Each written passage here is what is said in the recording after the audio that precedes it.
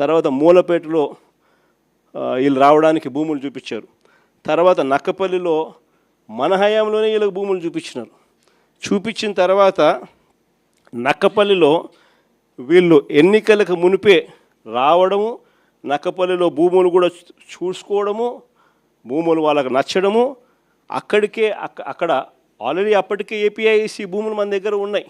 ఆ భూముల్లో నుంచి వీళ్ళకి 2200 ఎకరాలు మనం అప్పటికే సూత్రప్రాయంగా వీళ్ళకి ఇవ్వడం కూడా జరిగింది. సూత్రప్రాయంగా ఇచ్చేదానికి అడుగులు ముందుకు కూడా వేశాం. ఈ లోపల ఎన్నికల కోడ్ వచ్చింది. ఇది జరిగింది. ఇక్కడ చూస్తే ఎన్నికలు అయిపోయిన తర్వాత చంద్రబాబు నాయుడు గారు మనం అంత దూరం తీసుకొచ్చిన ప్రక్రియను ముందుకు తీసుకుపోయినాడు. అంతే ఈయన చేసింది. ఓ జూమ్ కాల్ పెట్టుకున్నాడు, మాట్లాడినాడు, అంతే. ఇప్పుడు చూస్తే పేపర్ చూస్తే ఏమనిపిస్తుంది, అసలు మిట్టలనేవాడు చంద్రబాబు నాయుడు సుందర ముఖార విందాన్ని చూసి వచ్చినట్టుగా బిల్డప్. ఆ గూగుల్ కూడా అంతే. ఆ గూగుల్ కూడా అప్పుడు కూడా అంతే. అదాన్ని తీసుకొచ్చింది మనం, గూగుల్ను తీసుకొచ్చింది మనం. ఏదన్నా చూసుకో. చివరికి ఆశ్చర్యం కలిగించే విషయం ఏమిటనంటే, ఇదే నక్కపల్లిలో 2023లోనే మనకు బల్క్ డ్రగ్ పార్కు 13 రాష్ట్రాలతో మనం పోటీపడి కేంద్ర ప్రభుత్వం కూడా బల్క్ డ్రగ్ పార్కు కట్టడానికి సహాయ సహకారాలు అందించేందుకు 1000 కోట్ల రూపాయల డబ్బులు కూడా ఇచ్చేందుకు కూడా ముందుకు వచ్చి వాళ్ళు అడుగులు ముందుకు వేసినారు 2023లోనే మనకు.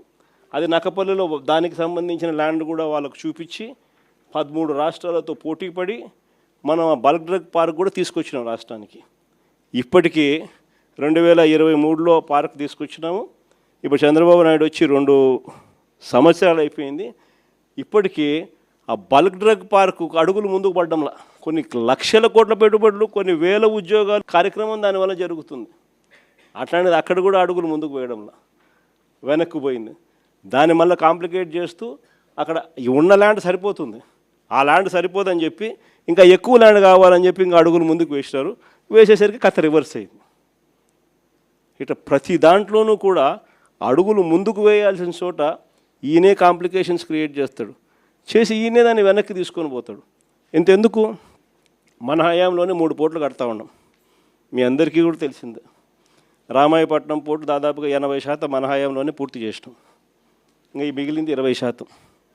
మూలపేటలో మన హయాంలోనే పోర్టు 30% పూర్తి చేసినాం. మన హయాంలోనే ల్యాండ్లు పూర్తి చేసినాం, పర్మిషన్లు పూర్తి చేసినాం, ఫైనాన్షియల్ క్లోజర్ పూర్తి చేసినాం, డబ్బులకు ఇబ్బంది లేకోకుండా దానికి సపరేట్ బ్యాంక్ అకౌంట్ క్రియేట్ చేసి సపరేట్గా దానికి లోన్ శాంక్షన్ చేసి సపరేట్గా దానికోసం చేసినాం. మూలపేట అయినా, రామాయపట్నం పోర్ట్ అయినా, లేదా మచిలీపట్నం పోర్ట్ అయినా. మచిలీపట్నం కూడా 30% పూర్తి అయిపోయింది మన హయాంలోనే. ఈ రోజుకి 2 ఏళ్ళు అయిపోయింది. అన్ని చోట్ల పనులు ఆపేసినాడు. వీళ్ళకి సంబంధించిన వాళ్ళకి సబ్ కాంట్రాక్ట్లు, వీళ్ళకి సంబంధించిన వాళ్ళకే వాళ్ళని తప్పించి కాంట్రాక్ట్, వీళ్ళకి సంబంధించిన వాళ్ళకి కాంట్రాక్ట్లు.